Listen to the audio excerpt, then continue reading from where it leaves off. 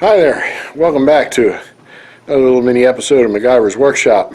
It's been a while since put up any video because I've been so busy and we've been doing little bitty incremental things here. Of course the last big thing was the brick, and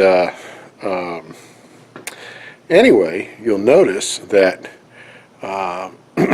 behind me here, do the camera just right, that looks like I'm standing up higher than normal. So that's because we've got a good part of the deck done here. So let me bring the camera around here and show you.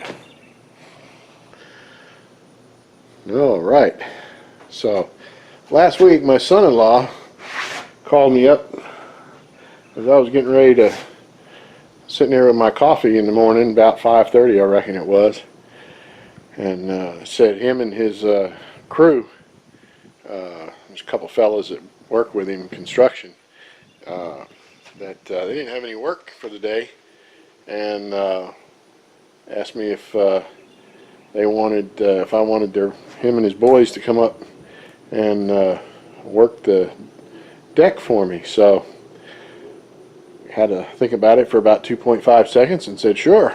So while I was at work, and I had a doctor's appointment popped up, but anyway, the one day they about got it all done. So this deck is it's gonna be 12 foot deep from left to right there, and then it runs the width of the house, which is 60 feet, and which might be a bit overkill, but it's the house just didn't look right with the partial deck, so we went ahead and opted to run it the full length, and it gives it that real cute farmhouse looking appeal to it. So, but anyway. And then also I got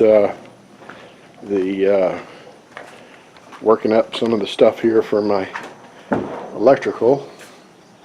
I'm bringing that's the conduit from the pole, and it's coming up into the this is a meter base and disconnect together, and of course the meter base is here and disconnect is here, and that'll codes require that to have some sort of disconnect outside on the wall of the house so the fire department can kill the power if there's ever a fire. So, but so we got to make some little tweaks and everything, and have the electrical inspector come out here and pass it, and then CEMC will come out and pull the wire through that conduit from all the way over there at the power pole. And then it'll run all the way up to the pole, to that big transformer up there. And they're going to do it as what's called a CT, because I already have a meter on the pole out there that's feeding the trailer, and the little, I don't know what they call it. It's like a sewage pump, or we always call it a turd muncher for the septic tank, where it pumps the water up to the drain field. And so rather than have to undo all that and redo it, we can have it split up to where it'll we can power the house separately, and it'll still read off all that 1 meter. And then they'll put like a bridge in there, and it'll read off the meter in the pole. So it's pretty cool. And then this is my safety disconnect for what's going to be our standby generator, and that's where the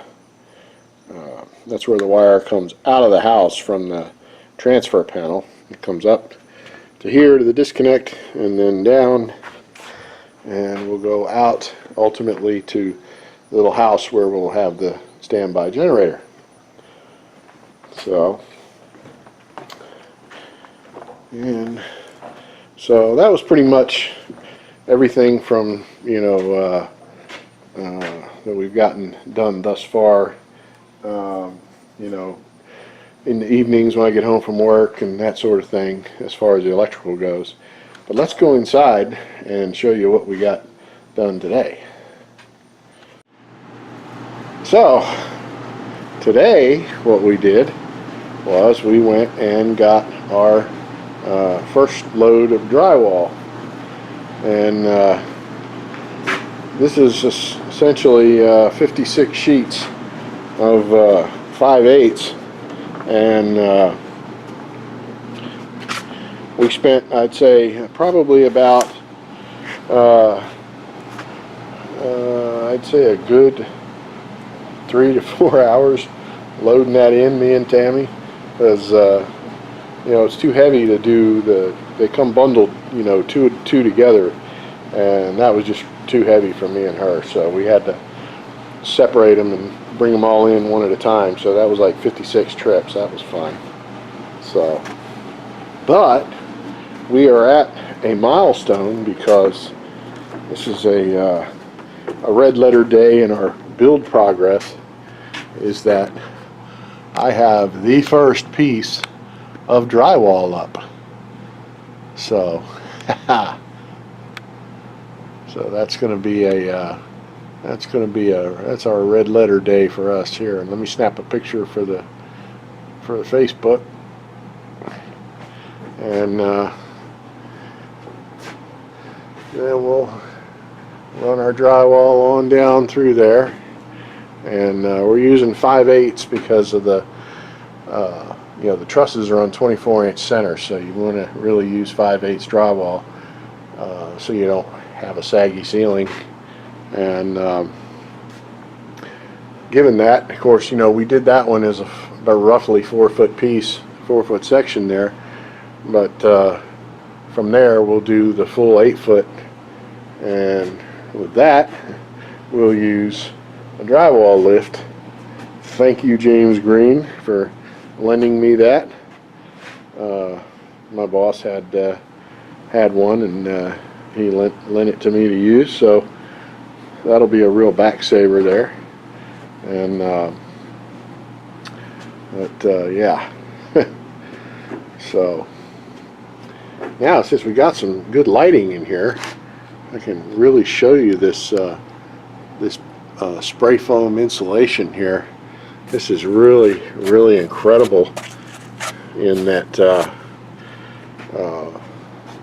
how good it is. I mean, it's you come out here in the middle of the day and it's still cool inside the house. So you know, that's just, you know, holding the, you know, the chill from the evening. So that's just amazing.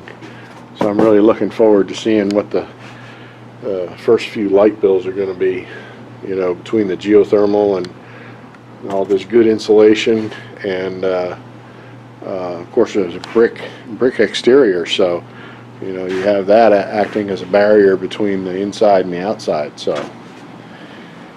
anyway, so that's about it, really. It's all we've managed to get done today, but me and Tammy are going to hit it hard first thing in the morning, and I'm going to see if I can't me and her can't at least get the pantry done tomorrow.